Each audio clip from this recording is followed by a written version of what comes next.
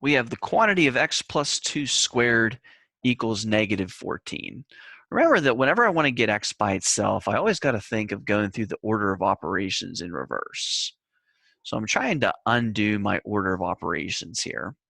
And my operations on the x, if I think about it, I'm basically taking my x, and if I follow order of operations, if I knew what number this was, I would be adding 2 first. That's my first step. And then I'd be squaring that. So if I want to undo that process, I need to first undo squaring this quantity. So basically, I'm not doing anything with addition, subtraction, or multiplication, division. I know I do have this x plus 2 here, but really, because of that being inside the grouping symbol, that's the P part of PEMDAS, not the A part of PEMDAS. So step 1, let's work and do the inverse operation in the opposite order here. So the opposite of squaring would be square rooting. So I'm going to square root both sides. This squared and the square root will cancel each other out. This will just be x plus 2.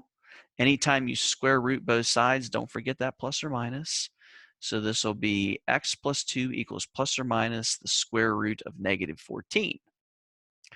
From here, we're going to undo this addition by 2 by subtracting 2.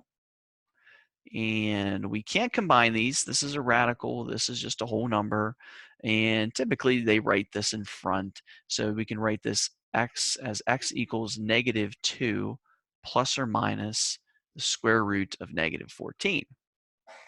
I'm almost done, but I can simplify that square root of negative 14.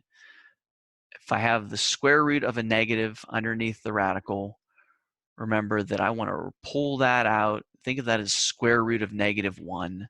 That's I. And then I have this 14 here.